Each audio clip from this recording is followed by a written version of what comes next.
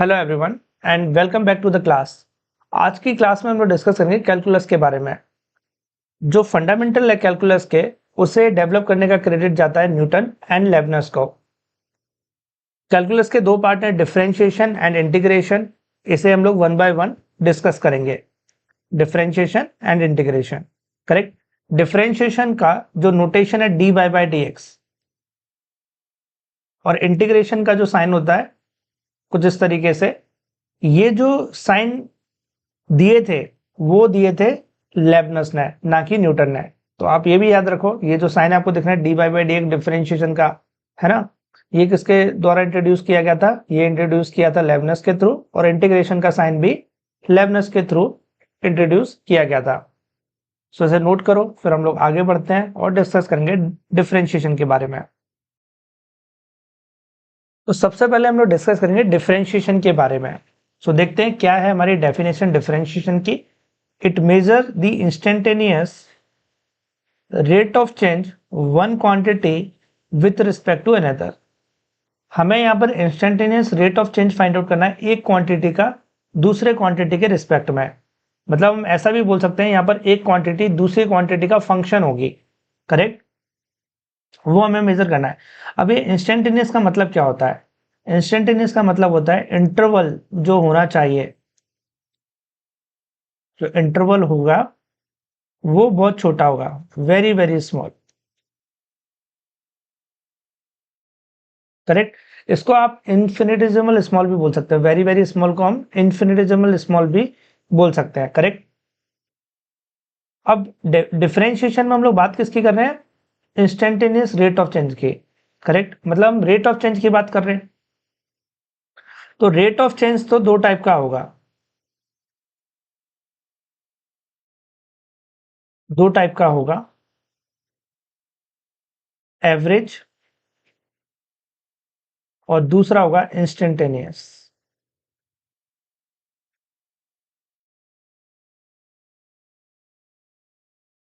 Correct. तो average में जो इंटरवल होगा वो लार्ज होगा, वो लार्ज होगा, या फिर बोले लॉन्ग होगा, बड़ा होगा। इंस्टेंटेनियस में ऑलरेडी हम लोग डिस्कस कर चुके हैं, इंटरवल जो होगा वो इन्फिनिटेसिमल स्मॉल होगा, करेक्ट। एवरेज को हम लोग del X by del T से डिनोट करते हैं, मतलब डेल साइन लगाते हैं उसमें जब एवरेज लिखते हैं। और इंस्टेंटेनियस को D X by D T, D से रिप्रेजेंट करते हैं, करेक्ट। डेल जब लगाते हैं मतलब बड़ा इंटरवल है, और जब डी लगा दिया बहुत ही छोटा है। जैसे मान लो दो पॉइंट है ए और बी, बहुत ही लार्ज डिस्टेंस पर एक दूसरे से, करेक्ट। तो उसे डेल एक्स से हम लोग डिनोट कर देंगे। अब अगर ये इंटरवल इनका लार्ज है, मतलब सेपरेशन दो पॉइंट का लार्ज है, तो डेफिनेटली कवर भी जो टाइम की रिक्वायरमेंट हो गया इसको कवर करने के लिए वो भी लार्ज होगा, करेक्ट। अब अगर दो पॉइंट बहुत ही क्लोज है एक दूसरे, बहुत ही पास है, इन्फिनिटेसिमल, करेक्ट, क्लोज है एक दूसरे के, तो हम लोग उसे डी एक्स से डिनोट करेंगे, बहुत ही छोटा, very very small, infinitesimal small, correct. तो डेफिनेटली अगर दोनों पॉइंट बहुत ही क्लोज है एक दूसरे के, इन्फिनिटेसिमल क्लोज है, तो डेफिनेटली उनको कवर करने के लिए भी टाइम चाहिए वो कम चाहिए। तो D X by D T क्या हो गया हमारा? Instantaneous, and del X by del T हो गया एवरेज, करेक्ट। तो यहाँ पर जब इंटरवल बहुत ही छोटा होगा, इन्फिनिटेसिमल स्मॉल होगा, तब हम rate of change find out कर रहे हैं एक क्वांटिटी का दूसरे क्वांटिटी के रिस्पेक्ट में, उसे हमने डिफरेंशिएशन बोला हुआ है। तो ये है हमारा डिफरेंशिएशन, करेक्ट। तो आई होप आपको ये चीज समझ में आई होगी। अब ये जो एवरेज है वो इंस्टेंटेनियस बन सकता है अगर इंटरवल बहुत छोटा हो। तो मैथमेटिकली इसको हम लोग कैसे लिख सकते हैं ये भी आप याद रखो। Limit del T tend to zero, del X by del T equal to D X by D T. अब इसका मतलब क्या है? Del T tend to zero मतलब जो इंटरवल ऑफ टाइम है वो बहुत ही छोटा है, वो अप्रोच कर रहा है जीरो को, इक्वल टू जीरो नहीं है। मतलब डेल टी हो सकता है हमारा 0.00001, but it is not equal to zero, correct. वो 0.00001 हो सकता है बट जीरो नहीं है, वो अप्रोच कर रहा है जीरो को। तो interval of time is very small, जो इंटरवल है वो बहुत ही छोटा है। अगर इंटरवल बहुत ही छोटा होगा तो एवरेज हमारा इंस्टेंटेनियस में कन्वर्ट हो जाएगा, तो इस तरीके से भी हम इंस्टेंटेनियस को लिखते हैं, तो ये भी आप याद रखो। अब एक एग्जाम्पल देखते हैं हम लोग, एक एग्जाम्पल देखते हैं तो आपको और क्लियरिटी मिलेगी। जैसे कि मैं बात करता हूं अपने नाखूनों के, करेक्ट। तो जो मेरे नाखून है, लेट सपोज ऐसा मान लेते हैं कि एक मंथ में 1 सेंटीमीटर बढ़ रहे हैं। जो इनकी चेंज इन लेंथ है वो 1 सेंटीमीटर है 1 मंथ में।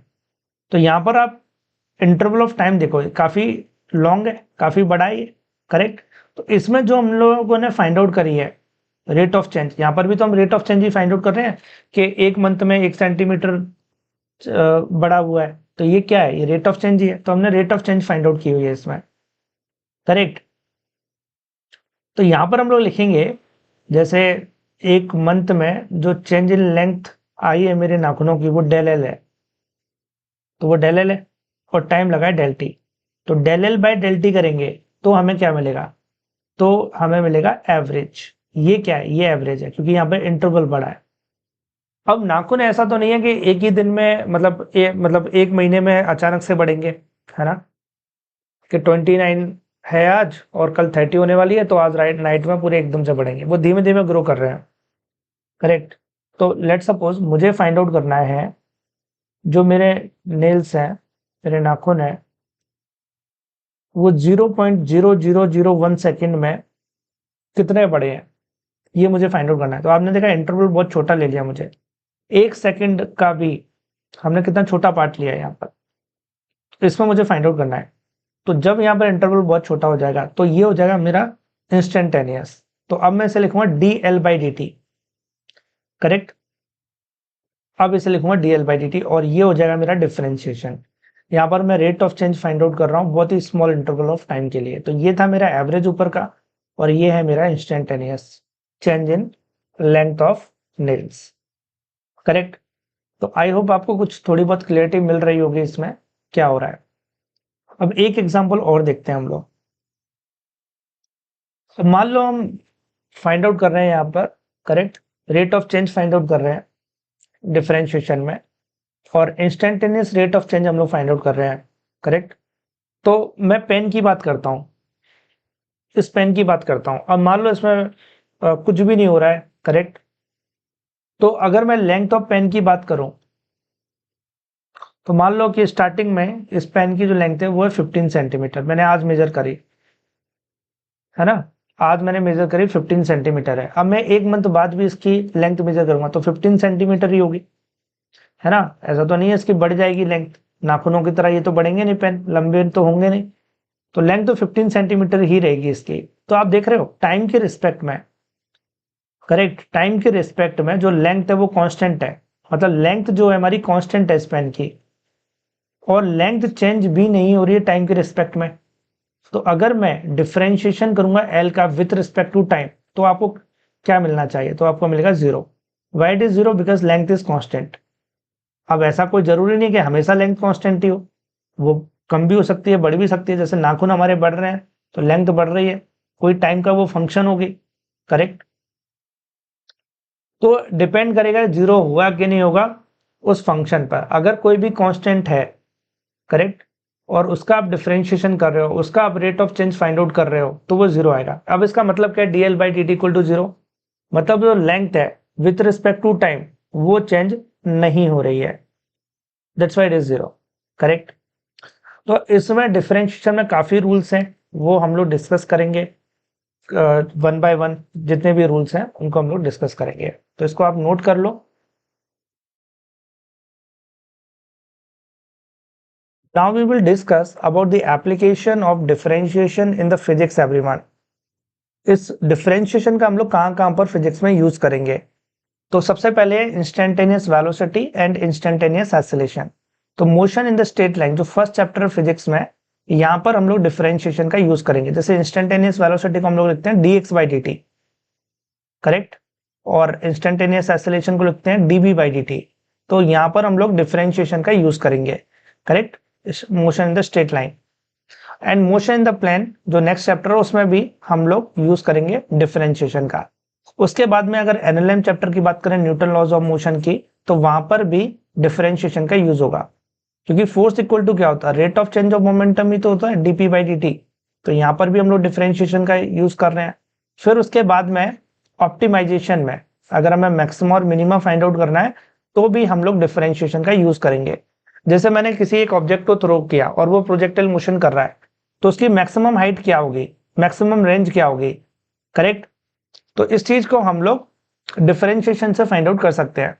उसके बाद किसी सिस्टम की मिनिमम पोटेंशियल एनर्जी या मैक्सिमम पोटेंशियल एनर्जी क्या होगी, इस चीज को भी हम लोग डिफरेंशिएशन से कैलकुलेट कर सकते हैं। तो ये हमारी एप्लीकेशन है डिफरेंशिएशन की फिजिक्स में।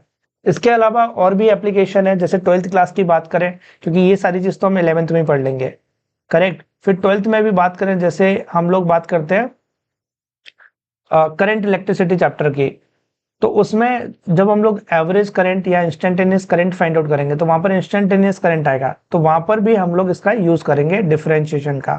तो काफी जगह पर हम लोग डिफरेंशिएशन का फिजिक्स में यूज करने वाले हैं, इसलिए ये काफी इंपॉर्टेंट है हमारे लिए। तो इसको नोट कर लो, फिर आगे बढ़ते हैं। So now we will discuss about the rules for differentiation. जब हम डिफरेंशिएशन करते हैं तो वहां पर कुछ रूल्स का फॉलो करते हैं हम लोग, उन रूल्स को हमें ध्यान रखना है। जैसे रूल नंबर 1 को देखें, रूल नंबर 1 क्या है हमारा, डेरिवेटिव ऑफ कांस्टेंट। अगर हम किसी कांस्टेंट का डिफरेंशिएशन करते हैं, डेरिवेटिव करते हैं, तो हमें क्या मिलेगा। The first rule of differentiation is that derivative of every constant function is zero everyone. तो जैसे यहाँ पर सी की बात करें, सी यहाँ पर क्या है, कांस्टेंट है, और मैं इस कांस्टेंट का डिफरेंशिएशन फाइंड आउट कर रहा हूं, मैं इसका rate of change find out कर रहा हूं विद रिस्पेक्ट टू एक्स। अगर सी एक्स के रिस्पेक्ट में बदल ही नहीं रहा है, अगर वो बदलता ही नहीं है, तो वो तो जीरो होना चाहिए, और ये जीरो होगा। तो कोई भी कांस्टेंट है उसका डिफरेंशिएशन जीरो होगा। जैसे मान लो कि मैंने किया 2 का dy बाई डी एक्स, 2 का डिफरेंशिएशन कर रहे हैं विद रिस्पेक्ट टू एक्स, तो आएगा जीरो आएगा, क्योंकि 2 तो कांस्टेंट, वो तो बदले नहीं with respect to X, correct. तो इसलिए जीरो होगा। अब इस 2 का आप किसी के भी रिस्पेक्ट में करोगे जीरो ही आएगा। जैसे मान लो मैंने टाइम के रिस्पेक्ट में कर दिया इसको, तब भी जीरो ही आना है, करेक्ट, क्योंकि 2 बदल ही नहीं रहा है, ना तो टाइम के रिस्पेक्ट में बदल रहा है, ना तो एक्स के रिस्पेक्ट में बदल रहा है, तो ये जीरो ही होगा। तो कोई भी कांस्टेंट है, जैसे हम लोग बात करें पाई, है ना, अगर मैं पाई की बात करूं तो पाई भी तो कांस्टेंट होता है, उसकी वैल्यू फिक्स है 3.14, तो इसका भी जीरो होगा। तो कोई भी कांस्टेंट नंबर है उसका डिफरेंशिएशन अगर आप करोगे तो वो जीरो ही आएगा, क्योंकि वो उस फंक्शन के रिस्पेक्ट में चेंज हो ही नहीं रहा है, इसलिए जीरो रहेगा। अब यहाँ पर कुछ एग्जांपल है, जैसे dy बाई डी एक्स 8 का फाइंड आउट करना है, तो क्या आंसर होना चाहिए, जीरो। -1/2 ये भी कांस्टेंट है तो जीरो, और √3 भी कांस्टेंट है तो ये भी जीरो, तो सभी का जीरो जीरो आएगा। इसको नोट कर लो। Let's see it second rule everyone, power rule. तो यहाँ पर हमारे पास एक वेरिएबल है x power n, correct, x एक वेरिएबल है, उसकी पावर n है, हमें इसका डिफरेंशिएशन करना है। तो अकॉर्डिंग टू रूल क्या करेंगे हम लोग, जो पावर है उसे फ्रंट साइड में लिखो, फिर वेरिएबल, और पावर में से -1 कर देना है, तो हमें डिफरेंशिएशन x पावर n का मिल जाएगा। एक एग्जांपल देखते हैं समझने के लिए। जैसे मान लो कि dy by D x x power 5, मुझे x पावर 5 का डिफरेंशिएशन करना है। तो यहाँ पर जो 5 आपको दिख रहा है ये क्या है, n है मेरा, तो अकॉर्डिंग टू रूल इस 5 को आगे लिखना है, फिर x लिखा, फिर जो पावर है, पावर में से -1 कर देना है, तो 4 हो जाएगा, मतलब 5 - 1। तो अकॉर्डिंग टू रूल आपको लिख लेना है, करेक्ट, एक्स एन का क्या होता है, nx n-1, तो 5x 5 - 1, तो ये कितना मिलेगा हमें, ये मिल जाएगा 5x पावर 4, करेक्ट, और यही हमारा आंसर होगा। तो डिफरेंशिएशन ऑफ x पावर 5 का क्या होगा, 5x पावर 4। अब इस एग्जाम्पल को देखते हैं, dy by D x of 1/x, हमें 1/x का डिफरेंशिएशन करना है, करेक्ट। तो कैसे करेंगे इसको, देखो, अब 1/x का मेरे पास कोई डायरेक्ट फॉर्मूला तो है नहीं है, पर मुझे पता है x पावर n का डिफरेंशिएशन nx n-1 होगा, तो हम थोड़ा सा दिमाग लगा सकते हैं यहाँ पर। अगर आप दिमाग लगाओगे तो आपको सॉल्यूशन मिल जाएगा। जैसे कि मैं 1/x को क्या लिख सकता हूँ, x पावर -1, करेक्ट, 1/x को x पावर -1 लिख सकते हैं ना। अब यहाँ पर रूल लगाओ, अब यहाँ पर जो n है वही तो -1 है, तो ये जाएगा -1 x -1, तो कितना आएगा, -x पावर -2, और ये आपका आंसर हो जाएगा। इस एग्जाम्पल को देखते हैं। Correct, dy by D x 4x 4/x⁻3, ये है हमारे पास dy by D x 4/x⁻3। इसका डिफरेंशिएशन मुझे करना है, तो इसका डिफरेंशिएशन मैं कैसे करूंगा? तो देखो यहां पर एक रूल और हमें अप्लाई करना पड़ेगा। 4 यहां पर कांस्टेंट है, तो रूल ये बोलता है डिफरेंशिएशन का, अगर कोई भी कांस्टेंट है तो आप उसे बाहर ले सकते हो, तो आप 4 को बाहर ले लो। तो नेक्स्ट स्टेप में हो जाएगा 4 dy बाई डी एक्स और 1/x⁻3, इसको आप लिख सकते हो x⁻−3। करेक्ट, तो 4 dy by D x x⁻−3 हो जाएगा ये। अब आप इधर अप्लाई कर दो दोबारा से power rule, x power n का nx n-1 होता है, तो 4 -3 x -3 -1, पावर में से -1 भी करना है, तो -3 -1 हो जाएगा। क्लियर हो रहा है ये सभी को? अब इसको सॉल्व कर लो, इसको 4 × 3 करो तो -12 हो गया, माइनस भी है इधर इसलिए, तो -12 x⁻−4, तो ये आंसर होगा। तो यहाँ पर हमने एक रूल और देखा, अगर कोई भी कांस्टेंट है डिफरेंशिएशन में तो आप उसे बाहर ले लोगे। करेक्ट, तो इस तरीके से हमारा पावर रूल वर्क करता है एवरीवन, इसको नोट कर लो, फिर हम आगे बढ़ते हैं। Let's see next rule everyone, the constant multiple rule. तो ये रूल हमारा क्या बोलता है? dy by D X C U. Correct, तो c यहाँ पर क्या है? कांस्टेंट है। करेक्ट, तो अगर कोई भी कांस्टेंट मल्टीप्लाई में वेरिएबल के साथ में, तो उस कांस्टेंट को हम बाहर रख लेंगे डिफरेंशिएशन से, और बचे हुए फंक्शन का हम लोग डिफरेंशिएशन कर लेंगे। तो सिंपल सा ये रूल है हमारा। जैसे कि ये एग्जांपल देखते हैं तो आपको क्लियरिटी मिलेगी। 3x², तो 3 क्या है? यहाँ पर कांस्टेंट है, तो अकॉर्डिंग टू रूल क्या होगा? कांस्टेंट को आप बाहर रख सकते हो, तो आप इसे बाहर रख लो। करेक्ट, तो 3 को बाहर रखा, अब अंदर क्या बचेगा? अंदर बचेगा x², तो इसका आप डिफरेंशिएशन कर लो, पावर रूल अप्लाई कर लो यहाँ पर। करेक्ट, तो 3 और फिर उसके बाद में 2x 2-1, ये पावर रूल के अकॉर्डिंग मैंने लिखा। x पावर n का क्या होता है डिफरेंशिएशन? nx n-1। तो फाइनली हमें क्या आंसर मिल रहा है? 6x 2-1 is what? It is the 1. So 6x is the answer. तो अगर कोई भी कांस्टेंट मल्टीप्लाई में है किसी भी फंक्शन या वेरिएबल के साथ में, तो उस कांस्टेंट को आप बाहर रख लो डिफरेंशिएशन से, और बचे हुए फंक्शन का आप डिफरेंशिएशन कर दोगे अकॉर्डिंग टू द रूल। तो ये हमारा कांस्टेंट मल्टीपल रूल। तो आई होप आपको ये क्लियर हुआ होगा। Now let's see rule number 4 everyone, the sum rule. इस रूल में हम लोग क्या करेंगे? जैसे लेट्स सपोज हमारे पास n नंबर ऑफ टर्म है जो कि समीशन में है, तो इस रूल के अकॉर्डिंग हम लोग सभी टर्म का सेपरेटली डिफरेंशिएशन कर सकते हैं। जैसे आपने देखा यहाँ पर u1 + u2 + un है, तो u1 का सेपरेटली डिफरेंशिएशन कर लिया, u2 का सेपरेट डिफरेंशिएशन किया और un का सेपरेटली डिफरेंशिएशन किया, और हमें फाइनल आंसर मिल जाएगा। करेक्ट, अगर यहाँ पर सब्ट्रैक्शन भी होता तब भी हम इसे कर सकते थे, इंडिविजुअल डिफरेंशिएशन कर सकते थे, और सबको अगर सब्ट्रैक्शन है तो सब्ट्रैक्ट कर देते। क्लियर है?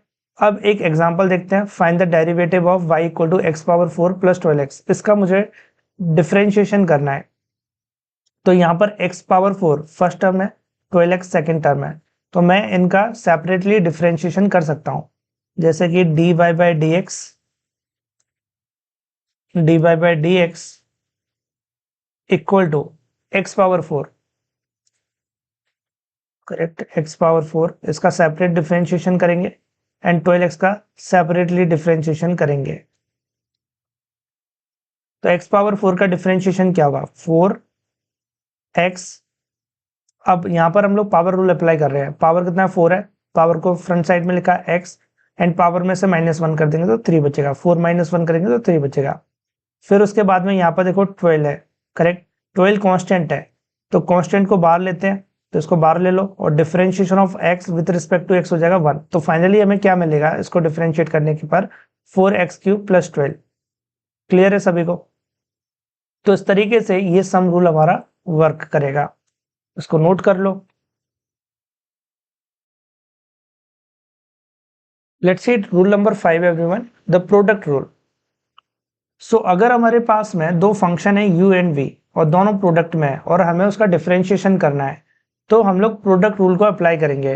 इस रूल में क्या करेंगे, जो हमारा फर्स्ट फंक्शन है और ये v हमारा सेकंड फंक्शन है, तो फर्स्ट फंक्शन को हमें एज इट इज लिखना है और सेकंड फंक्शन का डिफरेंशिएशन कर देना है। फिर सेकंड फंक्शन को एज इट इज लिखेंगे और फर्स्ट फंक्शन का डिफरेंशिएशन कर देना है। तो बस इतना सा रूल है ये, करेक्ट। तो अगर दो फंक्शन है और वो प्रोडक्ट में है और उनका डिफरेंशिएशन करना है तो हम लोग प्रोडक्ट रूल अप्लाई करेंगे, और ये काफी इंपॉर्टेंट भी है, करेक्ट। एक एग्जांपल देखते हैं तो आपको क्लियरिटी मिलेगी कैसे इसको यूज करना है। जैसे find the derivative of y equal to x square plus one X cube plus three. तो हम लोग क्या कर सकते हैं, जो एक्स स्क्वायर प्लस वन है इसको बोलते हैं फर्स्ट फंक्शन, मतलब ये हो गया हमारा u, ये हो जाएगा हमारा u। और एक्स क्यूब प्लस थ्री है, इसको बोल देते हैं v, करेक्ट। तो यहाँ पर हमें dy by D x find out करना है। तो अकॉर्डिंग टू रूल क्या करना है, पहले u को हमें एज इट इज लिखना है, फर्स्ट फंक्शन को हमें एज इट इज लिखना है, एक्स स्क्वायर प्लस वन को एज इट इज लिखेंगे, फिर डिफरेंशिएशन करेंगे एक्स क्यूब प्लस थ्री का।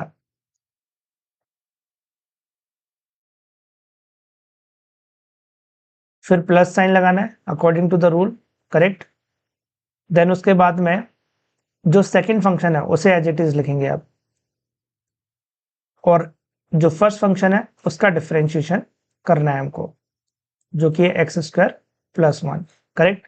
अब इसको सिंप्लीफाई करते हैं तो एक्स स्क्वायर प्लस वन को आपको एज इट इज लिखना है, एक्स क्यूब प्लस थ्री हो जाएगा थ्री एक्स स्क्वायर, और थ्री यहाँ पर कांस्टेंट है तो इसका हो जाएगा zero, plus x cube plus three and x square plus two है, एक्स स्क्वायर का होगा टू एक्स और वन का जीरो, तो ये हो जाएगा टू एक्स। तो ये आपको फाइनली आंसर मिलेगा। इसका आप बाकी ब्रैकेट को ओपन कर सकते हो और ओपन करने के बाद में आपको फाइनल आंसर मिल जाएगा। तो इस तरीके से हमें प्रोडक्ट रूल को अप्लाई करना है। अगर दो फंक्शन है, दोनों प्रोडक्ट में उनका डिफरेंशिएशन करना है तो आपको प्रोडक्ट रूल अप्लाई करना होगा। तो इसको याद रखना है आपको, इसको नोट कर लो। नाउ नेक्स्ट हम लोग डिस्कस करेंगे क्वेश्चन रूल के बारे में, रूल नंबर 6। तो अगर हमारे पास दो फंक्शन है और वो डिवीजन में है और हमें उसका डिफरेंशिएशन करना है तो हम लोग क्वेश्चन रूल को अप्लाई करेंगे। तो इस रूल में हम लोग क्या करते हैं, u एंड v दो फंक्शन है, तो सबसे पहले जो v वाला फंक्शन है जो डिनोमिनेटर में उसका स्क्वायर करना है, फिर उसे ऊपर लिखना है, करेक्ट, और उसे एज इट इज लिखना है। फिर न्यूमिनेटर वाला जो फंक्शन है उसका हमें डिफरेंशिएशन करना है, माइनस साइन लगाना है। देन उसके बाद जो न्यूमिनेटर फंक्शन है उसे एज इट इज लिखेंगे एंड डिफरेंशिएशन करेंगे डिनोमिनेटर वाले फंक्शन का। तो इस तरीके से हमें इस फॉर्म में सारी चीजों को अरेंज करके डिफरेंशिएट करना है। ये रूल भी काफी इंपॉर्टेंट है तो आपको याद रखना है इसको, करेक्ट। अब यहाँ पर हम लोग एक एग्जांपल देखते हैं तो आपको और क्लियरिटी मिलेगी कि हम कैसे डिफरेंशिएशन करेंगे जब दो फंक्शन हमारे डिवीजन में होंगे। तो यहाँ पर हमारे पास में y equal to T square minus one, तो ये हो गया हमारा u और टी स्क्वायर प्लस वन हो गया v। तो इसका हमें डिफरेंशिएशन करना है तो हम क्या लिख सकते हैं, D Y by D T equal to, correct. उसके बाद में जो डिनोमिनेटर वाला फंक्शन है उसको डिनोमिनेटर में लिखना है और उसका स्क्वायर करना है, तो टी स्क्वायर प्लस वन का स्क्वायर कर देंगे। फिर डिनोमिनेटर फंक्शन को न्यूमिनेटर में लिखेंगे और एज इट इज लिखना है उसको। फिर D Y by D T करेंगे, करेक्ट। एंड देन उसके बाद न्यूमिनेटर वाला जो फंक्शन है उसका डिफरेंशिएशन करना है जो कि टी स्क्वायर माइनस वन है। फिर माइनस साइन लगाना है, फिर न्यूमिनेटर वाले फंक्शन को एज इट इज लिखना है जो कि टी स्क्वायर माइनस वन है। फिर D by by D T करना है आपको, एंड उसके बाद में जो डिनोमिनेटर वाला फंक्शन है उसका डिफरेंशिएशन करना है तो वो है T square plus one, T square plus one. तो सारी चीजों को हम अकॉर्डिंग टू द जो हमारे पास फॉर्मूला है उसके फॉर्म में अरेंज कर लेंगे एंड देन सिंप्लीफाई करेंगे, करेक्ट।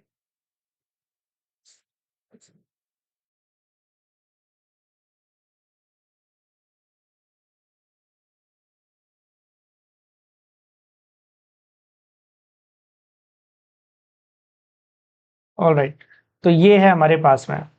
अब इसके बाद में आपको क्या करना है, इसमें देखो, अब आप इसे डिफरेंशिएट करो। तो differentiation T square minus one का क्या होगा, टू टी सिर्फ, और वन तो कांस्टेंट है उसका जीरो हो जाएगा, तो आपको मिलेगा यहाँ पर T square plus one, T square plus one and T square minus one का होगा डिफरेंशिएशन 2t। फिर माइनस साइन लगाएंगे, T square minus one and T square plus one का कितना होगा 2t। उसके बाद ये हो गया हमारा डिनोमिनेटर में टी स्क्वायर प्लस वन का होल स्क्वायर, ये एज इट इज ही रहेगा। अब आप आगे क्या करोगे, देखो डिफरेंशिएशन तो हो चुका है, अब बस सिंप्लीफिकेशन वाला पार्ट बचा है, करेक्ट। तो आप टी स्क्वायर प्लस वन को 2t से मल्टीप्लाई कर दो, इधर टी स्क्वायर माइनस वन को 2t से मल्टीप्लाई करो, और नीचे टी स्क्वायर प्लस वन है, इसको आप ओपन कर सकते हो a plus b whole square का फॉर्मूला लगा के। तो जो भी आपको ऑप्शन दिए उसके अकॉर्डिंग आप इसको सिंप्लीफाई करके ऑप्शन चेक कर सकते हो, करेक्ट। तो इस तरीके से हमें क्वेश्चन रूल को अप्लाई करना है। अगर दो फंक्शन डिवीजन में है और आप उसे डिफरेंशिएट करना चाहते हो तो आप इस रूल को अप्लाई करके डिफरेंशिएट कर सकते हो। तो इसको नोट कर लो। Let's see rule number 7 everyone, derivative of trigonometric function. So अब हम लोग ट्रिग्नोमेट्रिक फंक्शन का डिफरेंशिएशन देखेंगे कि क्या होता है। जैसे साइन एक्स क्या है, एक ट्रिग्नोमेट्रिक फंक्शन है, साइन एक्स का डिफरेंशिएशन होता है कॉस एक्स, करेक्ट। ऐसे ही अगर हम बात करें cos x भी ट्रिग्नोमेट्रिक फंक्शन है, उसका डिफरेंशिएशन होता है माइनस साइन एक्स। तो आपको याद रखना है साइन एक्स का differentiation cos x and cos x का डिफरेंशिएशन माइनस साइन एक्स होता है। यहाँ पर कुछ एग्जांपल भी गिवन है, हम लोग इस एग्जांपल को देख लेते हैं। जैसे एग्जांपल नंबर 1 देखते हैं, यहाँ पर x square minus sine x, correct. तो इसका डिफरेंशिएशन करते हैं, तो हमारे पास में y equal to, example number A देख रहे हैं हम लोग, y equal to x square minus sine x, correct. तो यहाँ पर एक्स स्क्वायर एक टर्म है और साइन एक्स दूसरा टर्म है, दोनों के बीच में सब्ट्रैक्शन है, करेक्ट। तो हम इंडिविजुअल डिफरेंशिएशन कर सकते हैं दोनों का। तो मैं d Y by D x find out करना चाहता हूँ, यहाँ पर एक्स के रिस्पेक्ट में डिफरेंशिएट करूंगा। फर्स्ट टर्म का जो है उसका डिफरेंशिएशन हम सेपरेटली कर लेंगे, minus d Y by D x sine x, correct. So x square का डिफरेंशिएशन कितना होगा everyone, it is 2x minus sine x का डिफरेंशिएशन cos x होता है, अभी अभी हमने पढ़ा। तो इसका आंसर क्या आएगा, इसका आंसर आएगा 2x माइनस cos x, ये होगा हमारा dy बाय dx। तो इसको आप नोट कर लो। अब भी देखो आप y equal to x square sine x, इसका डिफरेंशिएट करना है। तो आप सोच के देखो, जब अगर मुझे इसका डिफरेंशिएशन करना है तो मैं कौन सा रूल अप्लाई करूंगा, आप सोचो इसमें कौन सा यूज होगा। तो यहां पर हमारा यूज होना चाहिए प्रोडक्ट रूल, करेक्ट। क्योंकि यहाँ पर एक्स स्क्वायर साइन एक्स दो फंक्शन है और दोनों प्रोडक्ट में, तो प्रोडक्ट रूल आप अप्लाई करोगे यहाँ पर। तो देखते हैं हम लोग, हमारे पास में y equal to x square sine x, correct. तो इसको डिफरेंशिएट करते हैं D Y by D x और प्रोडक्ट रूल अप्लाई करते हैं। तो एक्स स्क्वायर को एज इट इज लिखो, फिर जो सेकेंड फंक्शन होता है इसका डिफरेंशिएट करना होता है, फिर प्लस साइन लगाते हैं, फिर साइन एक्स को एज इट इज लिखो and d Y by D x x square कर दो। अब उसके बाद में एक्स स्क्वायर, तो एज इट इज रहेगा, और साइन एक्स का डिफरेंशिएशन होता है cos x, ये अभी अभी हमने पढ़ा। अब एक्स स्क्वायर का डिफरेंशिएशन 2x होता है, तो इसको हम 2x साइन x लिख सकते हैं, ये होगा हमारा d Y by D x. तो हमने a और b कैसे हमें डिफरेंशिएट करना है, देखो बाकी के रूल तो सारे सेम ही है, करेक्ट। जो हमने टर्म रूल पढ़ा था, सम रूल पढ़ा था हमने, बाकी रूल तो सारे सेम ही है, प्रोडक्ट रूल भी हमने पढ़ा था, कोसेंट रूल भी हमने पढ़ा है, ये सारे रूल तो सेम ही रहेंगे। बस हमें ये याद रखना है कि साइन एक्स है तो उसका डिफरेंशिएशन cos x होगा। अब यहाँ पर एक और क्वेश्चन है C, y equal to sine x by x, correct. इसका डिफरेंशिएट करना है, तो इसको मैं आपको होमवर्क में दे रहा हूं, करेक्ट। इसको आपको खुद से करना है। यहाँ पर दो फंक्शन है साइन एक्स एंड एक्स, दोनों डिवीजन में, तो आपको मैं हिंट दे रहा हूं, यहाँ पर हम लोग क्वेश्चन रूल अप्लाई कर सकते हैं। तो क्वेश्चन रूल आपको अप्लाई करना है और इस क्वेश्चन को सॉल्व करना है, इसको नोट कर लो।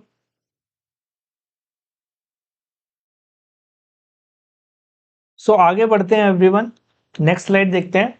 cos x का डिफरेंशिएशन होता है माइनस साइन एक्स, ये तो हमें मालूम ही है, करेक्ट, हमें याद रखना है। एक एग्जांपल देख लेते हैं, y equal to 5x plus cos x, इसका डिफरेंशिएशन करना है। तो मैं इसका डिफरेंशिएशन करता हूँ dy बाई डी एक्स। अब 5x एक टर्म हो गया और cos x सेकेंड टर्म होगा, दोनों के बीच में समेशन है, तो आप टर्म बाय टर्म डिफरेंशिएशन कर सकते हो, मतलब दोनों का सेपरेटली डिफरेंशिएशन कर सकते हो। तो बाकी के रूल तो सेम ही रहेंगे, करेक्ट, उसमें कोई चेंजेस नहीं होगा।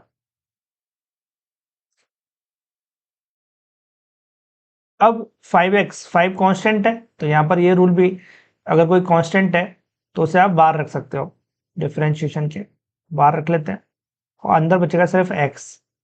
और डिफरेंशिएशन ऑफ cos x क्या होता है, माइनस साइन एक्स, ये तो अभी अभी हमने पढ़ा, तो यहाँ माइनस साइन एक्स लिख लेते हैं। तो हमें क्या मिलेगा, differentiation of x with respect to x होगा 1। ये अगर आपको समझ में नहीं आता तो आप ऐसे समझ सकते हो, जैसे dy बाई डी एक्स है, x पावर 1, करेक्ट। अगर x है तो आप उसकी पावर 1 अज्यूम कर सकते हो। अब हमने एक रूल पढ़ा था, x पावर n होता है तो उसका differentiation n x n minus 1 होता है, करेक्ट, पावर रूल। तो उसका रूल के अकॉर्डिंग अगर मैं यहाँ पर अप्लाई करूँ तो पावर 1 है तो आगे लिखो 1 माइनस 1 हो जाएगा 0। तो ये आपको मिल रहा है x पावर 0, और x पावर 0 क्या होता है, 1 होता है। इसलिए जो डिफरेंशिएशन x है विथ रिस्पेक्ट टू x अगर करेंगे तो आपको 1 मिलेगा। तो यहाँ पर आपको मिल जाएगा 5 यहाँ पर, और x का हो जाएगा 1 माइनस साइन एक्स, करेक्ट। तो ये हो जाएगा 5 माइनस साइन एक्स, ये मिलेगा आपको dy by D x. Alright, तो dy बाई डी एक्स मिलेगा आपको 5 माइनस साइन एक्स। अब उसके बाद कुछ और इंपोर्टेंट फॉर्मूले ट्रिग्नोमेट्री में, करेक्ट, डिफरेंशिएशन जब करेंगे ट्रिग्नोमेट्रिक फंक्शन का, तो और भी हमारे पास कुछ फॉर्मूले जिन्हें हमें याद रखना है। जैसे 10x का डिफरेंशिएशन क्या होता है, sec square x. Cot x का डिफरेंशिएशन होता है minus cosec square x. Cosec x का होता है minus cosec cot x. And sec x का होता है सेक एक्स टेन एक्स। तो ये फॉर्मूले भी आपको याद होने चाहिए, इनकी भी जरूरत पड़ सकती है हमको। तो इसमें देखो, ये जो साइन एक्स है इसका डिफरेंशिएशन ये तो काफी इंपॉर्टेंट है, ये तो आपको याद होने ही होना चाहिए। cos x का डिफरेंशिएशन माइनस साइन एक्स होता है, ये भी आपको याद होना चाहिए। फिर उसके बाद 10x का सेक स्क्वायर एक्स होता है, ये भी आपको याद होना चाहिए। बाकी के दो फॉर्मूले कम ही यूज होते हैं, बट फिर भी आपको याद रखना है, फिजिक्स में कभी कभी ये भी यूज हो सकते हैं। हम लोग यहाँ पर जो मैथ्स पढ़ रहे हैं वो फिजिक्स पॉइंट ऑफ व्यू से पढ़ रहे हैं, करेक्ट, ना कि मैथ्स के। अगर आप जे की तैयारी कर रहे हो तो उसमें तो पूरा मैथ्स का सब्जेक्ट है, तो आप काफी डिटेल में पढ़ोगे चीजों को। बट हमारा यहाँ पर पढ़ने का रीजन है फिजिक्स को पढ़ना, करेक्ट। इन सभी को आप नोट कर लो, आई होप आपको सारी चीजें क्लियर हुई होंगी। Now let's see it, rule number 8 everyone, derivative of logarithmic and exponential function। तो अगर मेरे पास log e x है तो उसका डिफरेंशिएशन क्या होगा, 1 बाय एक्स। और अगर मेरे पास e पावर x है तो उसका डिफरेंशिएशन e पावर x ही होगा। ऑलराइट, तो ये आपको याद रखना है, इसका हम कई बार यूज करेंगे फिजिक्स में, तो ये हमारे लिए इंपॉर्टेंट है दोनों। log e x का डिफरेंशिएशन 1 बाय एक्स और e पावर x का डिफरेंशिएशन e पावर x ही होगा। यहाँ पर e जो है वो यूलर नंबर होता है, यूलर नंबर की वैल्यू हमें पता है अप्रोक्स 2.71 होती है। एक साइंटिस्ट का नाम है यूलर, करेक्ट, तो इसको हम यूलर नंबर बोलते हैं। तो ये एक कांस्टेंट है, कांस्टेंट की पावर वेरिएबल है, मतलब ये एक्सपोनेंशियल फंक्शन है हमारा। ठीक है, अब एक एग्जांपल देखते हैं। जैसे मुझे ये तो पता है log e x का डिफरेंशिएशन 1 बाय एक्स होता है। मान लो कि हमें दिया है log बेस e 2x, तो उसका डिफरेंशिएशन क्या होगा। मुझे दिया हुआ है let's suppose log base e 2x, मुझे इसका डिफरेंशिएशन करना है। तो मैं क्या करूंगा, सबसे पहले log फंक्शन का डिफरेंशिएशन करूंगा। तो अगर log फंक्शन का डिफरेंशिएशन करेंगे तो हमें क्या मिलेगा, 1 बाय 2x। अगर log x होता तो 1 बाय एक्स मिलता, log ये 2x है तो 1 बाय 2x मिलेगा। अब मुझे 2x का करना है, करेक्ट। तो पहले log फंक्शन का किया, अब उसके अंदर जो फंक्शन है वो 2x है तो उसका करेंगे। तो 2x का डिफरेंशिएशन क्या आएगा, देखो 2 तो बाहर आ जाएगा, x का x के रिस्पेक्ट में 1 हो जाएगा, तो इंटू 2 हो जाएगा। ये समझ में आ रहा है आप, 2 से 2 को कैंसिल आउट कर दो, आंसर आ गया 1 बाय एक्स। तो आप log बेस ई एक्स का करो तब भी 1 बाय एक्स है, और log बेस ई 2x का करो तब भी 1 बाय एक्स ही होगा। ठीक है, एक और एग्जांपल देखते हैं, एक और एग्जांपल देख लेते हैं।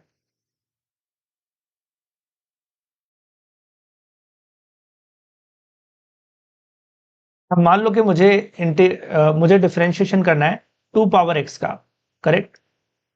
तो हमें दिया हुआ है y equal to 2 power x, इसका मुझे dy by D x find out करना है। तो कैसे करेंगे हम लोग, देखो हमें dy by D x find out करने के लिए बोला गया है, dy बाई डी एक्स हमें निकालना है इस बार, करेक्ट। सो डायरेक्टली मेरे पास ऐसा कोई फॉर्मूला है ही नहीं कि मैं डायरेक्टली इसका डिफरेंशिएशन कर सकूं। तो सबसे पहले मैं क्या करूंगा, दोनों साइड log ले लेता हूं। तो बोथ साइड में लॉग ले रहा हूं, करेक्ट, मैंने लॉग ले लिया। अब उसके बाद में मुझे पता है, हमने एक रूल पढ़ा था लॉग में, एक प्रॉपर्टीज पढ़ी थी लॉग की, अगर लॉग एक्स पावर वाई होगा तो जो पावर होती है उसे हम आगे ले लेते थे, मतलब इसको ऐसे भी लिखा जा सकता वाई लॉग एक्स, करेक्ट, ऐसे भी लिख सकते थे अगर आपको याद हो लॉग की हमने प्रॉपर्टी पढ़ी थी, तो वो यहाँ पर यूज करेंगे हम। तो एक्स को हम आगे ले सकते हैं यहाँ पर, तो नेक्स्ट स्टेप में हमें मिलेगा log base e y equal to x log base e two, ये हमें मिल जाएगा, करेक्ट, तो ये हमें मिल रहा है। अब उसके बाद में आपको क्या करना है, इसको डिफरेंशिएट करो। तो log ई वाई का डिफरेंशिएशन तो हमें पता है, 1/y हो जाएगा। फिर y का डिफरेंशिएशन करो x के रिस्पेक्ट में, तो dy/dx मिलेगा, करेक्ट। हम लोग x के रिस्पेक्ट में डिफरेंशिएशन कर रहे हैं, तो log ई वाई का 1/y हुआ और y का डिफरेंशिएशन dy/dx। उसके बाद में हमें पता है log बेस e2, ये तो कांस्टेंट है, और डिफरेंशिएशन का रूल हमने पढ़ा है, जो भी कांस्टेंट होते हैं उसे बाहर रख लो डिफरेंशिएशन से। तो अंदर हमारे क्या बच रहा है, x बच रहा है, और x का differentiation with respect to x क्या होगा, 1 होगा, करेक्ट। और y को भी इधर लेके जाओ, तो फाइनली हमारे पास में आ रहा है dy/dx इक्वल टू, y को मैं इधर लेकर गया और इधर है हमारे पास में log बेस e2, और x का x के रिस्पेक्ट में करेंगे तो 1 आ जाएगा। तो फाइनली मुझे dy/dx y log base e2 मिल रहा है। अब इसके बाद में हम एक काम और कर सकते हैं कि y की वैल्यू रख सकते हैं हम लोग, क्योंकि y की वैल्यू हमें ऑलरेडी गिवन है क्वेश्चन के अंदर, y equal to 2 power x है। तो फाइनली जो आंसर मिलेगा वो मिलेगा dy/dx इक्वल टू, y की जगह रखेंगे 2 पावर x, तो 2 power x log base e2, ये हमें मिल जाएगा, और यही हमारा फाइनल आंसर होगा। तो कभी हमारे पास इस टाइप के एक्सपोनेंशियल फंक्शन है, हमें उसका डिफरेंशिएशन करना है, तो हम इस तरीके से उनका डिफरेंशिएशन कर सकते हैं, जैसे 2 पावर x हो सकता है, 2 पावर 2x हो सकता है, करेक्ट। तो हम दोनों साइड log लेकर उसे सिंप्लीफाई करेंगे, और यहाँ पर log प्रॉपर्टी भी यूज होंगी, तो आप इसको नोट करो, फिर आगे बढ़ते हैं हम लोग। सो हमें ये तो पता है कि e पावर x का डिफरेंशिएशन क्या होता है, करेक्ट, e पावर x का डिफरेंशिएशन e पावर x होता है। अब मान लो कि हमारे पास में e पावर ax है, हमें दिया है y equal to e power ax, यहां पर जो आपको a दिख रहा है वो क्या है, कांस्टेंट है, तो हमें दिया हुआ है y equal to e power ax, और यहां पर जो आपको a दिख रहा है a क्या है, कांस्टेंट है, तो इसका हमें डिफरेंशिएशन करना है कि क्या होगा, करेक्ट। सो कैसे करेंगे, e पावर x का तो e पावर x होता है, लेकिन अब हमारे पास e पावर ax है, और a यहाँ पर कांस्टेंट है, x वेरिएबल है, और e यूलर नंबर है जो कि कांस्टेंट है। तो सबसे पहले मैं log ले लूंगा दोनों साइड में, log base e y equal to log base e power ax। अब यहाँ पर log प्रॉपर्टी का यूज करेंगे, जो पावर होगी वो फ्रंट साइड में आ जाएगी, तो मेरे पास में हो जाएगा log base e y equal to, ax को हम फ्रंट साइड में लिख लेंगे, करेक्ट, क्योंकि ये पावर है, और ये बचेगा हमारे पास में log बेस ई। तो अगर बेस और वैल्यू दोनों इक्वल है, करेक्ट, तो यहाँ पर जो एक्सपोनेंट मिलेगा वो 1 मिलेगा। आप याद करो ये e क्या होता था, बेस e, यहाँ पर ये क्या है, ये है वैल्यू, और यहाँ पर इक्वल टू जो हम लिखते हैं वो होती है हमारी एक्सपोनेंट, या बोले तो पावर। तो अगर बेस और वैल्यू सेम है तो डेफिनेटली पावर तो 1 ही होनी चाहिए, तभी ऐसा होगा। तो अगर बेस एंड वैल्यू सेम है तो हमें इक्वल टू 1 मिलेगा, ऐसे ही log बी करते हैं तो भी 1 ही मिलेगा, करेक्ट। तो ये भी हमें ऑलरेडी पता है, अगर बेस और वैल्यू सेम होगी तो जो एक्सपोनेंट होगा वो 1 ही होगा, क्योंकि तभी ऐसा पॉसिबल हो सकता है। तो ये हमें मालूम है ऑलरेडी, इसका हम यूज करेंगे इस log प्रॉपर्टी का, तो यहाँ पर log बेस ई है तो इसलिए 1 लिख लेंगे। तो अब मेरे पास में log base e y equal to ax, ये है मेरे पास में। अब मैं इसका डिफरेंशिएशन करूंगा, तो log ई वाई मैं x के रिस्पेक्ट में डिफरेंशिएशन कर रहा हूं, तो log y का मेरे पास में आ जाएगा 1/y, फिर मैं y का x के रिस्पेक्ट में करूंगा, so we will get dy/dx। a constant है उसे बाहर रखो, और फिर x का x के रिस्पेक्ट में करेंगे तो डेफिनेटली 1 आएगा।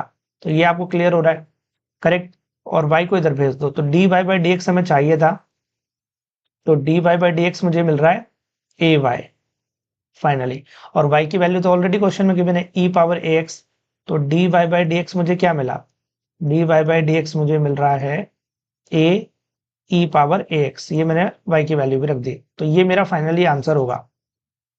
तो जब मैं e पावर ax का डिफरेंशिएशन कर रहा हूं तो a e raise to ax आ रहा है, तो अगर हम लोग इस रिजल्ट को एनालाइज करें तो हमें क्या समझ में आ रहा है, देखो फाइनली मुझे क्या रिजल्ट मिला वो लिख लेता हूं मैं, dy by dx equal to a e raise to ax, correct, ये मिल रहा है मुझे।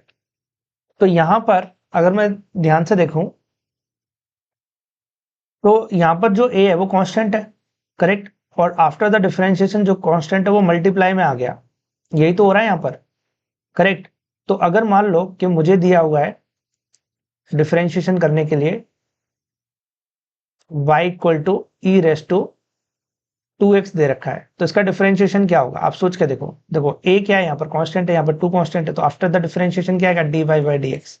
तो कुछ लॉग वगैरह लेने की जरूरत नहीं है, अब आप डायरेक्ट आंसर लिख सकते हो 2e रेस टू 2x, जो भी कांस्टेंट होगा उसे मल्टीप्लाई में आप लिख दोगे, तो बाकी फंक्शन को एज इट इज लिख दोगे, वही आपका आंसर होगा, करेक्ट। तो अगर हमारे पास में e raise to 2x 3x 4x कुछ भी होगा, a अगर कोई भी कांस्टेंट वैल्यू है तो उसका differentiation a e raise to x होगा, तो आप डायरेक्टली आंसर लिख सकते हो, इतनी पूरी लॉन्ग प्रोसीजर करने की आपको जरूरत नहीं पड़ेगी। तो इसको भी नोट कर लो और इसको याद भी रखो।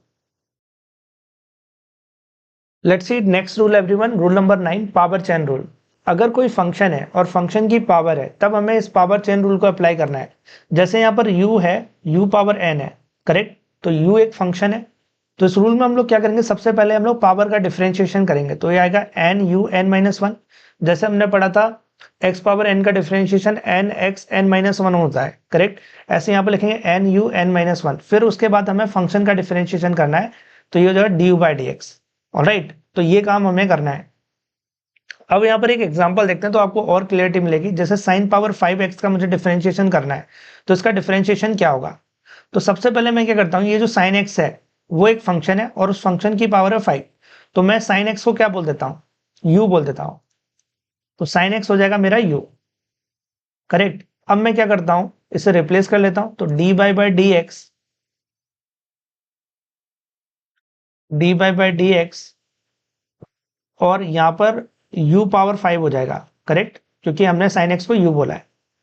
अब उसके बाद में आप क्या करो, उसके बाद में इसका डिफरेंशिएशन करो, तो पावर का डिफरेंशिएशन करेंगे तो कितना मिलेगा 5 u 5 माइनस वन, तो ये हो जाएगा 4, फिर उसके बाद फंक्शन का डिफरेंशिएशन करना है तो du बाई dx, करेक्ट, ये स्टेप आपको मिलेगी। उसके बाद u की वैल्यू रख दो आप, 5 u कितना है यहाँ पर sin x, करेक्ट, और फिर उसके बाद du बाई dx और u की वैल्यू फिर से हमने रख दी sin x। अब sin x का डिफरेंशिएशन क्या होता है, याद करो sin x का डिफरेंशिएशन होता है cos x, ये हम ऑलरेडी डिस्कस कर चुके हैं, करेक्ट, तो इसकी वैल्यू रख दोगे आप, तो फाइनली जो हमें आंसर मिलेगा यहाँ पर वो मिलेगा, आंसर हमें मिलेगा, हम लोग निकाल क्या रहे थे, करेक्ट, डिफरेंशिएशन कर रहे थे विथ रिस्पेक्ट टू x, तो फाइनली हमें मिल रहा है 5 sin पावर 4x और sin x का डिफरेंशिएशन है cos x, तो ये हमारा फाइनली आंसर हो गया। तो आई होप आपको क्लियर हुआ होगा कि कैसे हमारा पावर चेन रूल वर्क करता है। तो अगर कोई फंक्शन है और उसकी कुछ पावर है, उसका हमें डिफरेंशिएशन करना है, तो हम पावर चेन रूल का यूज करेंगे। अब एक एग्जांपल और देखते हैं, वैसे हमारे पास में दो और एग्जांपल है, तो दोनों को हम लोग डिस्कस करते हैं, तो ताकि आपको ज्यादा क्लियरिटी मिले, करेक्ट। अब जैसे यहाँ पर लिखा है 2x plus one power minus three, इसका मुझे डिफरेंशिएशन करना है, करेक्ट। तो यहाँ पर जो 2x प्लस वन है ये एक फंक्शन है, u है ये, करेक्ट, और उस फंक्शन की पावर है माइनस थ्री, तो मैं 2x प्लस वन को बोल देता हूं u, तो बाई डी एक्स मेरा हो जाएगा u पावर माइनस थ्री। अब चेन रूल अप्लाई करो आप यहां पर, तो अगर आप चेन रूल अप्लाई करोगे तो आपको क्या मिलेगा, आपको मिलेगा यहां पर minus three u minus three minus one minus four, और फिर आपको u का डिफरेंशिएशन करना है तो du बाई डी एक्स मिल जाएगा, करेक्ट, ये होगा आपका। अब u की वैल्यू रख दो, u की वैल्यू 2x प्लस वन, तो आपको मिलेगा यहाँ पर -3, u की वैल्यू होगी 2x प्लस 1 और पावर है -4, और u का differentiation with respect to x कितना मिलेगा, तो u है हमारे पास में 2x प्लस 1। तो अगर मैं इसका डिफरेंशिएशन करूं 2x प्लस 1 का, 2 कांस्टेंट है, x का डिफरेंशिएशन विद रिस्पेक्ट टू 1 हो जाएगा और 1 कांस्टेंट है तो उसका 0 हो जाएगा। तो क्या मिल रहा है मुझे, ओनली 2। ये समझ में आ रहा है आपको, 2x प्लस 1 का डिफरेंशिएशन करेंगे तो क्या मिलेगा, 2 मिलेगा, विद रिस्पेक्ट टू x कर रहे हैं हम लोग यहाँ पर। तो फाइनली जो मुझे आंसर मिला वो -3 इंटू 2 -6, 2x प्लस 1 पावर -4, ये मुझे फाइनली आंसर मिल रहा है यहाँ पर, करेक्ट। तो इस तरीके से अगर कोई फंक्शन है और उसकी कोई पावर है और आपको डिफरेंशिएशन करना है, तब आप पावर चेन रूल अप्लाई करोगे। अब एक और एग्जांपल आप देखो, एक और एग्जांपल देखते हैं। यहाँ पर dy by D x 1/3x-2 दिया हुआ है, करेक्ट। आपको इसका डिफरेंशिएशन करना है, तो आप क्या कर सकते हो इस तरह, देखो आप कर सकते हो। अब डायरेक्ट कोई फॉर्मूला तो है नहीं हमारे पास 1/3x-2 का, वैसे यहाँ पर क्वोशिएंट रूल भी अप्लाई किया जा सकता है, क्योंकि यहाँ पर हमारे पास में डिवीजन में दिए हुए हैं, करेक्ट। तो अगर मैं 1 को एक फंक्शन मान लूँ, 3x-2 को दूसरा फंक्शन मान लो, तो क्वोशिएंट रूल को अप्लाई करके भी डिफरेंशिएशन किया जा सकता है। बट यहाँ पर हम लोग बात कर रहे हैं पावर चेन रूल की, तो हम लोग उसे अप्लाई करेंगे। तो 1/3x-2 को आप लिख सकते हो 3x-2 एंड पावर -1, ये लिखा जा सकता है, करेक्ट। इनवर्स फॉर्म में लिखे तो ऐसा लिख सकते हैं। ऑलराइट, तो इसको हम लिख लेते हैं। अब आप इसका डिफरेंशिएशन करो, और डिफरेंशिएशन कैसे करोगे, जैसे इसका किया है। अब यहाँ पर -3 है और यहाँ पर -1 है, यहाँ पर 2x प्लस 1 है, यहाँ पर 3x-2 है, बाकी सारी चीजें तो सेम ही है, करेक्ट। मतलब फंक्शन तो सेम जैसे ही दिख रहा है हमको। तो अब आपको इसको सॉल्व करना है, तो ये जो एल्जेब्रिक फंक्शन है इसको सॉल्व करोगे तो आपका आंसर आ जाएगा। तो इसको इस तरीके से लिख के आप अब पावर चेन रूल अप्लाई करके इसे सॉल्व कर सकते हो। तो ये मैं आपको होमवर्क में दे रहा हूँ, आपको ये खुद से सॉल्व करना है, करेक्ट, और आंसर को आपको कमेंट बॉक्स में डालना है। अब कुछ और भी प्रैक्टिस प्रॉब्लम है, जैसे ax प्लस बी है, पावर n है, इसका डिफरेंशिएशन क्या होगा, साइन ax प्लस बी का क्या होगा। जैसे साइन ax प्लस बी का करना है तो सबसे पहले आप साइन फंक्शन का डिफरेंशिएशन कर लो, फिर ax प्लस बी का कर लेना। log ax प्लस बी है तो उसका डिफरेंशिएशन क्या होगा, करेक्ट। तो हम सारे रूल पढ़ चुके हैं, उन्हीं को यूज करके आपको इनको सॉल्व करना है। तो ये आपका होमवर्क पार्ट है, इसको आपको खुद से सॉल्व करना है, तो इसको भी नोट कर लो। Let's see next topic everyone, double differentiation. So अब हम लोग डबल डिफरेंशिएशन को डिस्कस करने वाले हैं। तो डबल डिफरेंशिएशन में सबसे पहले हम लोग डिस्कस करेंगे कि डबल डिफरेंशिएशन को रिप्रेजेंट कैसे करते हैं, करेक्ट। डबल डिफरेंशिएशन का मीनिंग क्या होता है, जैसे आपने फर्स्ट डेरिवेटिव फाइंड आउट किया, उसका एक और बार डिफरेंशिएट कर दो तो डबल डिफरेंशिएशन हो गया। कैसे रिप्रेजेंट करेंगे, तो अगर मैं लेबनिज नोटेशन की बात करूं तो लेबनिज नोटेशन में हम लोग करते हैं, जैसे मेरे पास में y फंक्शन है, अगर मुझे इसका फर्स्ट डेरिवेटिव लिखना है तो मैं लिखूंगा dy by D x Lebanese notation में, और डबल लिखना है तो d2y by D x square. ये डबल डिफरेंशिएशन का रिप्रेजेंट हो गया लेबनिज में। इसके अलावा और भी है जो हम यूज करते हैं, जैसे लैग्रांज नोटेशन है वो भी यूज करते हैं। जैसे y फंक्शन है, इसका फर्स्ट डेरिवेटिव लिखना है तो हम लोग क्या लिख सकते हैं, इसको हम लोग इसको लिख सकते हैं y प्राइम फर्स्ट डेरिवेटिव को, और सेकंड डेरिवेटिव को लिख सकते हैं y डबल प्राइम, करेक्ट। तो ये लिख सकते हैं, इसको नोट करो। उसके अलावा अगर जैसे मेरे पास fx फंक्शन है और इसका मुझे फर्स्ट डेरिवेटिव लिखना है तो मैं लिख सकता हूं इसको f, फर्स्ट डेरिवेटिव लिखना है तो मैं लिख सकता हूं f prime of x, correct. ये जो डैश आपको दिख रहा है इसको क्या पढ़ते हैं हम लोग, प्राइम पढ़ते हैं इसको हम पढ़ेंगे f प्राइम ऑफ x, और इसका डबल लिखना है तो लिखेंगे f double prime of x। तो अगर डबल डैश आ गया तो इसको बोलेंगे f double prime of x, single है तो बोलेंगे f प्राइम ऑफ x। तो ये रिप्रेजेंटेशन है हमारे लैग्रांज नोटेशन में डबल डिफरेंशिएशन के, तो ये आपको पता होने चाहिए, तो इसको नोट कर लो, फिर हम लोग आगे बढ़ते हैं। Now let's see one example everyone. The position of the particle is given by the equation s equal to ft equal to tq minus 60 square plus 90, where t is measured in second and s in meters. Find the acceleration at time t. What is the acceleration at 4 second? तो यहाँ पर हमें find out करना है कि acceleration क्या होगा, और हमें पोजीशन इक्वेशन गिवन है, पार्टिकल इस इक्वेशन को फॉलो कर रहा है, करेक्ट। यहाँ पर पोजीशन जो है वो फंक्शन ऑफ टाइम है, पोजीशन टाइम के रिस्पेक्ट में चेंज हो रही है और हमें एक्सेलरेशन बताना है, करेक्ट। तो अगर मैं पोजीशन का फर्स्ट टाइम डिफरेंशिएशन करूंगा तो मुझे मिलता है वेलोसिटी, और सेकंड टाइम डिफरेंशिएशन करूंगा तो मुझे मिलता है एक्सेलरेशन, मतलब मुझे यहाँ पर डबल डिफरेंशिएशन करना है। तो यहाँ पर हमें दिया है s equal to t cube, s equal to t cube -60 square plus 90, correct, ये गिवन है हमें।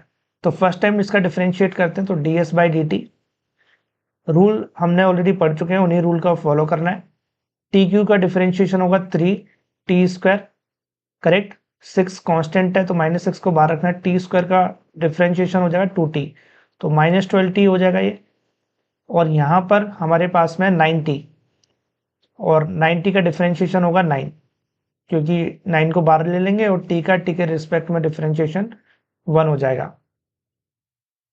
तो ये मिल गई हमें वेलोसिटी, करेक्ट।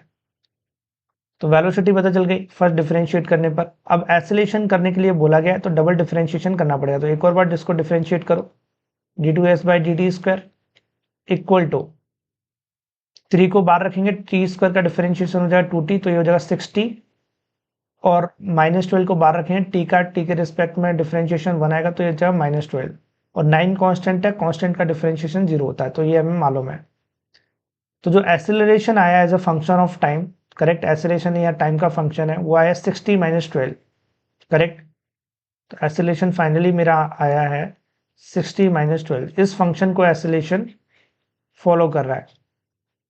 अब ये तो हो गया हमारा डबल डिफरेंशिएशन, करेक्ट, सिंपल सा है, पहली बार डिफरेंशिएट करो, जो भी आंसर आया उसे एक और बार डिफरेंशिएट कर दो तो आपको डबल डिफरेंशिएशन मिल जाएगा। अब उसके बाद में हमें फाइंड आउट करना है एक्सेलरेशन एट 4 सेकेंड, हमें 4 सेकेंड पर भी एक्सेलरेशन फाइंड आउट करना है, ये बोला गया क्वेश्चन में। तो एट 4 सेकेंड देख लेते हैं, करेक्ट। तो हमें चाहिए acceleration at t equal to 4 second पर। तो acceleration as a function of time हमारे पास में कितना है, 60 - 12। अब हमें चाहिए 4 सेकेंड पर, तो मैं t की वैल्यू 4 रख दूंगा, तो 6 × 4 -12, तो 24 - 12 इट इज 12 मीटर पर second square. This is the acceleration at t equal to 4 second, और यही हमारा आंसर होगा, करेक्ट। तो डबल डिफरेंशिएट किया पोजीशन इक्वेशन का, तो हमें मिल गया एक्सेलरेशन, और जिस भी टाइम पर हमें एक्सेलरेशन चाहिए वो t की वैल्यू हम लोग रख देंगे, and we will simplify, then we will get acceleration at that time everyone. So I hope आपको ये एग्जांपल क्लियर हुआ होगा, करेक्ट, कैसे हम डबल डिफरेंशिएशन कर सकते हैं ये भी आपको क्लियर हुआ होगा, इसको नोट कर लो। Let's see next topic everyone, maxima and minima. तो हम लोग मैक्सिमा एंड मिनिमा के बारे में डिस्कस करने वाले हैं। अगर मैक्सिमा की बात करें, for the maxima as x increases the slope decreases, तो अगर एक्स बढ़ेगा तो स्लोप डिक्रीज होगा, इसका क्या मतलब निकल रहा है, तो देखते हैं। सबसे पहले एक ग्राफ ड्रॉ करते हैं।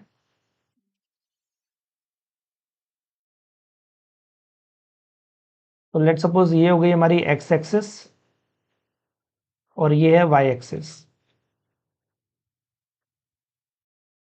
इस पे कर्व ड्रॉ कर लेते हैं, करेक्ट। अब यहां पर देखते हैं, तो मैक्सिमा जब भी फॉर्म होगा तो एक्स अगर इंक्रीज होगा तो स्लोप डिक्रीज होगा। जैसे कि अगर मैं इस डायरेक्शन में चलना स्टार्ट करूं, करेक्ट, तो ये तो 0,0 है, तो अगर आप इस डायरेक्शन में बढ़ रहे हो तो मतलब एक्स बढ़ रहा है, एक्स इंक्रीज हो रहा है। तो अगर एक्स इंक्रीज हो रहा है तो स्लोप डिक्रीज होना चाहिए। अब स्लोप कैसे फाइंड आउट करेंगे, तो उसके लिए आप टेंजेंट ड्रॉ करो। जैसे मैंने ये पॉइंट ले लिया यहाँ पर, इस पॉइंट पर मुझे टेंजेंट, इस पॉइंट पर मुझे स्लोप फाइंड आउट करना है, तो एक टेंजेंट ड्रॉ करो आप। टेंजेंट ड्रॉ कर दिया, और देखो ये कितना एंगल बना रहा है हॉरिजॉन्टल के साथ में। तो लेट सपोज ये है θ1 एंगल।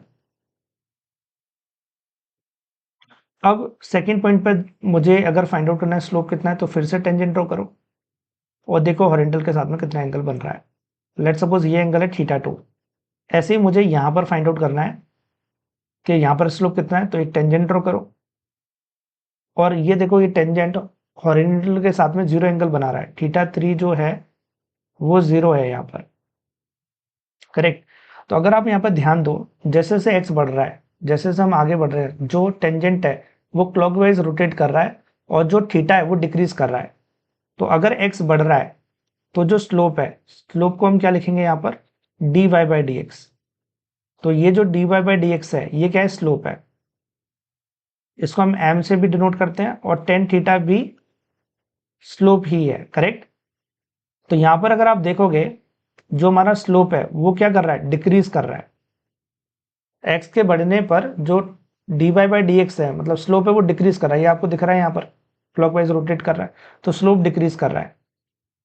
तो मतलब मैक्सिमा का फॉर्मेशन होगा अगर स्लोप कंटिन्यूसली डिक्रीज हो रहा है तो, और जहां पर भी हमारा मैक्सिमा का फॉर्मेशन होगा वहां पर स्लोप जीरो होगा। तो स्लोप क्या होता है, dy बाई डी एक्स। तो कहां पर स्लोप जीरो है, इस पॉइंट पर, पॉइंट नंबर 3 पर। तो पॉइंट नंबर 3 पर मैक्सिमा का फॉर्मेशन हो रहा है, तो यहां पर क्या बन रहा है, मैक्सिम। तो हमें दो चीजें समझ में आती हैं, अगर मैक्सिमा का फॉर्मेशन होगा तो उस पॉइंट पर एक तो स्लोप जीरो होगा, दूसरा rate of change of slope जो होगी वो नेगेटिव होगी क्योंकि वो कंटिन्यूअसली डिक्रीज कर रहा है। तो आपको ये दो कंडीशन याद रखनी है। Condition for the maxima is what, slope is zero first उस पॉइंट पर, दूसरा rate of change of slope आएगी वो नेगेटिव होगी, करेक्ट। तो आई होप आपको ये चीज क्लियर हुई होगी कि हम मैक्सिमा को कैसे फाइंड आउट कर सकते हैं, करेक्ट। अगर कोई कर्व है इन कंडीशन को फॉलो कर रहा है तो मतलब मैक्सिमा का फॉर्मेशन हो रहा है। तो इसको नोट करो, फिर इसके बाद हम लोग मिनिमा देखेंगे। Now let's see next topic everyone, minima. So क्या कंडीशन है हमारी मिनिमा की, for minima as X increases slope increases. तो एक्स जैसे जैसे बढ़ेगा वैसे वैसे स्लोप हमारा इंक्रीज होगा। लेकिन हमने जब मैक्सिमम पढ़ा था तो मैक्सिमम क्या पढ़ा था कि अगर x इंक्रीज होगा, x इंक्रीज है स्लोप डिक्रीज है, तो यहाँ पर x के बढ़ने पर स्लोप डिक्रीज हो रहा था, करेक्ट। यहाँ पर हमने देखा जो ये टेंजेंट था वो क्लॉकवाइज रोटेट हो रहा था, करेक्ट। तो जैसे जैसे हम x की डायरेक्शन में आगे बढ़ रहे थे तो यहाँ पर स्लोप डिक्रीज हो रहा था मैक्सिमा में, बट मिनिमा में जस्ट इसका अपोजिट है। तो मैं एक एक्स वाई ग्राफ प्लॉट करता हूँ और लेट्स सपोज हमारे पास में कुछ इस टाइप का कर्व है, करेक्ट। तो देखो इस पर कुछ पॉइंट ले लो, टेंजेंट देखो और देखो हॉरिजॉन्टल के साथ में क्या एंगल बन रहा है, ये हो गया हमारा θ1। फिर इस पॉइंट पर टेंजेंट ड्रॉ करो और इसका एंगल देखो हॉरिजॉन्टल के साथ में, तो ये एंगल हो गया θ2। और इसका देखो यहाँ पर एंगल जो हमारा हो जाएगा हॉरिजॉन्टल के साथ में 180 डिग्री, करेक्ट। तो ये हो गया θ3। तो अगर आप यहाँ पे ध्यान दो, जैसे जैसे x इंक्रीज हो रहा है हम इस डायरेक्शन में आगे बढ़ेंगे, 0,0 है, तो अगर x इंक्रीज होगा तो θ1 θ2 θ3 में आप कंपेयर करो तो θ1 θ2 θ3 वो बढ़ रहा है, करेक्ट। अगर थीटा बढ़ेगा तो डेफिनेटली टेन थीटा बढ़ेगा, और टेन थीटा ही क्या होता है, हमारा स्लोप होता है, जो कि dy बाई डी एक्स भी लिखते हैं हम लोग। तो यहां पर जो स्लोप है हमारा वो इंक्रीज हो रहा है। अगर आप ध्यान दो यहाँ पर क्या हो रहा है, स्लोप जैसे जैसे एक्स बढ़ रहे हैं हम लोग इस डायरेक्शन में आगे बढ़ रहे हैं तो स्लोप क्या हो रहा है, बढ़ रहा है, θ1 θ2 θ3। तो जो θ1 है वो लेस देन है θ2 से और θ2 लेस देन है θ3 से, तो कंटिन्यूसली जो थीटा है वो इंक्रीज हो रहा है। तो एक्स इंक्रीज होने पर यहाँ पर स्लोप भी इंक्रीज हो रहा है, करेक्ट।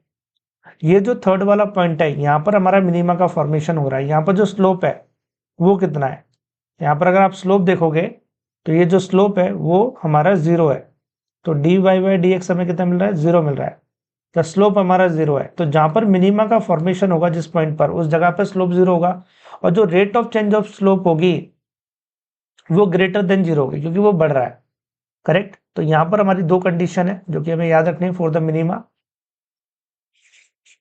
स्लोप जीरो होगा उस पॉइंट पर जहां मिनिमा का फॉर्मेशन होगा, और rate of change of slope है वो ग्रेटर देन जीरो होगी। तो आई होप आपको ये चीज क्लियर हुई होगी।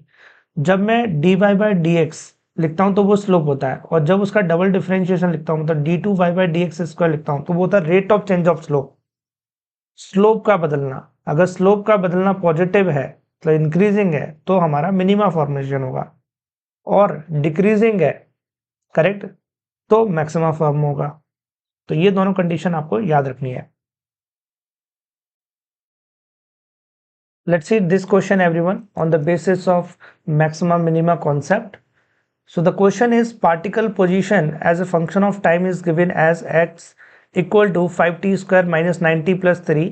Find out the maximum and minimum value of position coordinate. Also plot the graph. तो इस क्वेश्चन में हमें सबसे पहले ये बताना है कि मैक्सिमम बनेगा या मिनिमम बनेगा, करेक्ट, ये फाइंड आउट करना है। और जो भी मैक्सिमम मिनिमम बन रहा है उसकी पोजीशन कोऑर्डिनेट क्या होंगे, कहाँ पर वो बन रहा है, ये भी हमें फाइंड आउट करना है, और ग्राफ भी प्लॉट करना है। तो ये तीनों चीजें हमें यहाँ पर फाइंड आउट करनी है।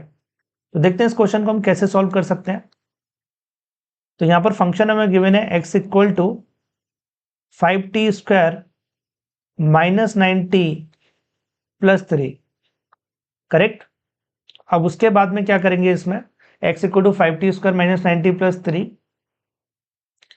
अब यहां पर हमें यह देखना है कि मैक्सिमम बनेगा या मिनिमा बनेगा, करेक्ट। तो मैं सबसे पहले इसे डिफरेंशिएट करता हूं। तो टाइम के रिस्पेक्ट में इसे डिफरेंशिएट करते हैं। तो dx by D T equal to 5t square का डिफरेंशिएशन करेंगे तो 10t आ जाएगा, करेक्ट, माइनस 90। अब -9 तो कांस्टेंट है, t का डिफरेंशिएशन 1 होता है तो -9 हो जाएगा, और 3 कांस्टेंट है तो 0 हो जाएगा। तो 10t माइनस 9 मिल रहा है। और याद करो dx बाई डी टी क्या होता था, स्लोप होता था ये, करेक्ट। तो चाहे मैक्सिमम बने चाहे मिनिमम बने, स्लोप तो दोनों के लिए ही 0 था, ये तो हमें क्लियर है। मैक्सिमा या मिनिमा जहां पर भी बनता है उन दोनों ही पोजीशन पर स्लोप तो 0 होता है, क्योंकि जो जो हमारा टेंजेंट होता है वो हॉरिजॉन्टल के साथ में पैरेलल होता है, इस वजह से स्लोप क्या हो जाता है, 0 हो जाता है दोनों ही केस में। तो हम पोजीशन ऑफ स्लोप तो निकाल सकते हैं। अब dx by D T equal to 10t minus 9 आ गया, स्लोप 0 होगा। तो मैं एक काम करता हूँ, dx बाई डी टी को 0 रख देता हूँ, तो मुझे मिला 10t माइनस 9। तो यहाँ से t इक्वल टू मुझे मिल जाएगा 9 बाई 10 मीन्स 0.9, करेक्ट। 0.9 सेकेंड पर हमारा जो स्लोप है वो 0 बन रहा है, ये हमें क्लियर हो गया, ठीक है। बट मैक्सिमा या मिनिमा ये अभी भी हमें नहीं पता है, तो इसको फाइंड आउट करने के लिए हम rate of change of slope देखेंगे। तो देखते हैं rate of change of slope. तो फर्स्ट टाइम डिफरेंशिएट करने पर 10t माइनस 9 मिला, एक और बार डिफरेंशिएट करो, d two x by D t square. अब सेकेंड टाइम डिफरेंशिएट करेंगे तो क्या मिलेगा, 10t, t का हो जाएगा 1 तो ये हो जाएगा 10, और 9 का हो जाएगा 0। तो यहाँ पर देखो सेकेंड डिफरेंशिएशन मतलब rate of change of slope यहाँ पर पॉजिटिव मिल रहा है।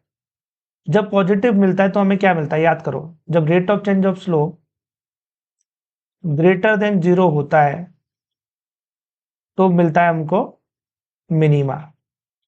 तो यहाँ क्या मिलेगा, यहाँ पर मिलेगा हमें मिनिमा, करेक्ट।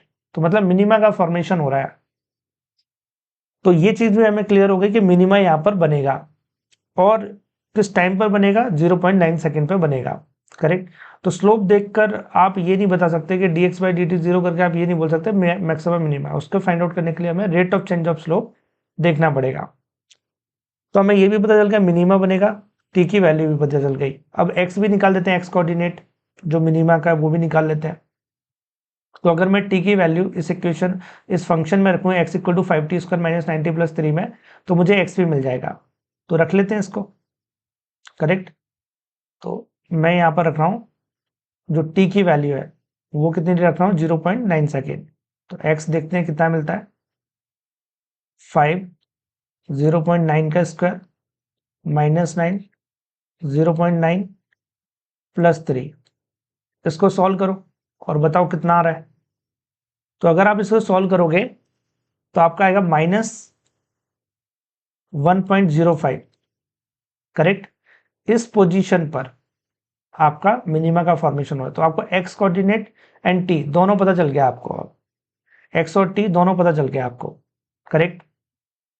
अब नेक्स्ट उसके बाद में आपको ग्राफ प्लॉट करना है। तो ग्राफ के लिए हमें कुछ कोऑर्डिनेट की जरूरत होगी, जितने ज्यादा कोऑर्डिनेट होंगे उतना अच्छा ग्राफ हमारा बनेगा।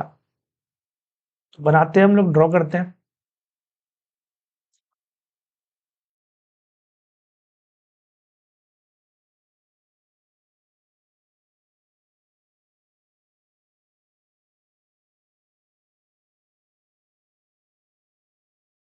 ऑलराइट, तो ग्राफ बनाने के लिए हमें कोऑर्डिनेट की रिक्वायरमेंट है, करेक्ट। तो सबसे पहले हम लोग ये देखते हैं कि जो हमारा ग्राफ है वो स्टार्ट कहाँ से होगा, किस पोजीशन से स्टार्ट होगा। तो ये हमारी एक्स एक्सिस और ये है हमारी टाइम एक्सिस, करेक्ट। और ये है 0,0। तो सबसे पहले देखते हैं ग्राफ स्टार्ट कहाँ से होगा। तो t इक्वल टू 0 रखो तो x की वैल्यू देखते हैं। t इक्वल टू 0 रखने पे x इक्वल टू क्या मिल रहा है। तो अगर मैं इसमें t इक्वल टू 0 रखता हूं तो आप खुद देखो, काम करते हैं न्यू पेज ले लेते हैं, यहाँ पे स्पेस कम है। तो अगर t इक्वल टू 0 रखते हैं तो x की वैल्यू क्या मिलेगी। देखो इक्वेशन है हमारे पास में 5t² minus 90 plus 3, correct. 5t² minus 90 plus 3, सही है, ठीक है। अब t इक्वल टू 0 रखेंगे हम लोग इसमें और x को फाइंड आउट करेंगे। तो t तो 0 है, तो ये 0 हो गया, ये भी 0, तो बचा क्या इतना 3। तो t इक्वल टू 0 पे x इक्वल टू 3 है, मतलब जो हमारा ग्राफ स्टार्ट होगा वो कहाँ से स्टार्ट होगा, वो स्टार्ट होगा हमारा x इक्वल टू 3 से। तो ये 0 है, लेट सपोज ये 1 हो गया, ये 2 हो गया और ये 3 हो गया, तो ग्राफ यहाँ से स्टार्ट होगा। ऐसे यहाँ पर ये 1 हो गया, ये 2 हो गया और ये 3 हो गया, ये 4 हो गया, ये 5 हो गया, करेक्ट। इसको एक काम करते हैं, थोड़ा बड़ा बड़ा इंटरवल ले लेते हैं ताकि ग्राफ अच्छा बने। 1 2 एंड 3, 1 2 3 एंड 4। अब देखो ग्राफ स्टार्ट कहाँ से हो रहा है, ग्राफ स्टार्ट हो रहा है हमारा यहाँ से,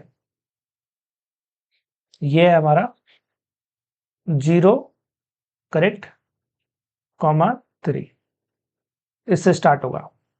और मिनिमा का फॉर्मेशन कहाँ पर हो रहा है, उसके कोऑर्डिनेट भी हमें मिल चुके हैं। x इक्वल टू माइनस 1.05 है, करेक्ट। ये प्लस x है और नीचे माइनस x है, करेक्ट। तो ये 1 होगा यहाँ पर कहीं, तो इसके आसपास है माइनस 1.05। और t की वैल्यू कितनी मिली थी हमको, t की वैल्यू तो 0.9 सेकेंड, तो ये 1 है 1 सेकेंड, तो यहाँ पर कहीं हमारा होना चाहिए। जो पोजीशन होगी मिनिमा की वो यहाँ पर कहीं होगी इस ग्राफ में। ये है हमारी मिनिमा की पोजीशन, करेक्ट। और इसके कोऑर्डिनेट क्या है, t है 0.9 और x है हमारे पास में माइनस 1.05। ये मिनिमा की पोजीशन हो गई, करेक्ट। अब इसके बाद में जैसे जैसे t बढ़ता जाएगा वैसे वैसे x बढ़ता जाएगा, मतलब ये ग्राफ जो है वो कंटिन्यूअसली इंक्रीज होता जाएगा और इन्फिनाइट तक जाएगा, करेक्ट। t की वैल्यू जैसे जैसे बढ़ जाएगी, t तो हमेशा फॉरवर्ड डायरेक्शन में मूव करता है, तो t बढ़ता जाएगा और ग्राफ भी हमारा आगे बढ़ता जाएगा। अब इसमें एक काम और किया जा सकता है कि अगर मैं इसमें x इक्वल टू 0 पुट करूं तो मुझे t की वैल्यू मिल जाएगी, है ना, t की वैल्यू मिलेगी। और x इक्वल टू 0 रखने पर t की 2 वैल्यू मिलेंगी। और ऐसा पॉसिबल भी है, मतलब 2 बार यहाँ पर जो x है वो 0 होगा इस ग्राफ में, ठीक है। तो हम लोग क्या करेंगे, हम लोग x इक्वल टू 0 रखेंगे। अगर मैं x इक्वल टू 0 रखता हूं तो 0 equal to 5t² minus 90 plus 3, ये इक्वेशन मिलेगी। अब आप इसे सॉल्व करोगे सीधराचार्य फॉर्मूले से, करेक्ट। जैसे यहाँ पर a इक्वल टू 5 हो जाएगा, सीधराचार्य फॉर्मूला मैंने बताया था क्वाड्रेटिक इक्वेशन को कैसे सॉल्व करना है लास्ट लेक्चर में, करेक्ट। तो a equal to 5, b equal to minus 9 and c equal to 3, फिर minus b plus minus under root b² minus 4ac/2a, ये मिलेगा हमको, सही है।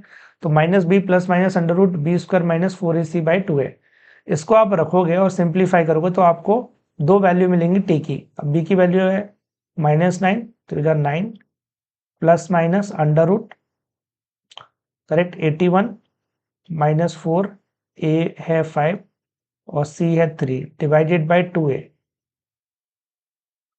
2 इंटू 5, ये हमें मिल रहा है।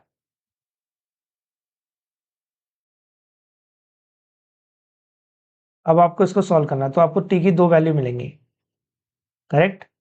तो इसको हम सिंप्लीफाई करेंगे एंड टी की दो वैल्यूज हमें मिल जाएंगी।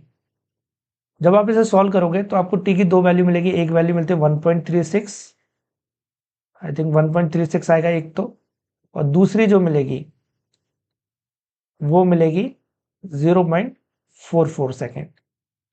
तो इन दो टाइम पर हमारा x जो है वो 0 होगा, करेक्ट। तो ये जो ग्राफ हमारा बनेगा, देखो ये जाएगा इन्फिनिट तक, तो ये जो ग्राफ बनेगा ये 1 है, 0.44 और 1.36, करेक्ट। ये दो वैल्यू मिल रही है, तो आप सोच के देखो ग्राफ कैसा बनेगा। ये हमारा 1, तो एक तो यहां पर हमारा जो x है वो 0 है, करेक्ट। तो ये जो टाइम होगा वो 0.44 सेकेंड हो जाएगा, और एक बार 1.44, तो ये 1 है, तो वो यहाँ पर कहीं आएगा, तो यहाँ पर दो बार हमें 0 0 मिल रहा है।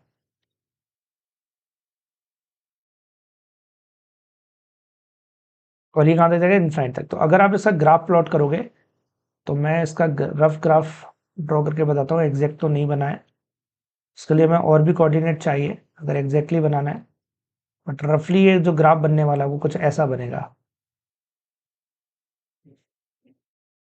और ये आगे बढ़ता जाएगा, करेक्ट, आगे जाता जाएगा ये। तो कुछ इस तरीके का हमारा ग्राफ यहाँ पर देखने को मिलेगा, और यहाँ पर क्या बन रहा है, मिनिमा बन रहा है, और मिनिमा के जो कोऑर्डिनेट है वो हमें कितने मिले, 0.9 एंड माइनस 1.05, ये कोऑर्डिनेट है हमारे मिनिमा के।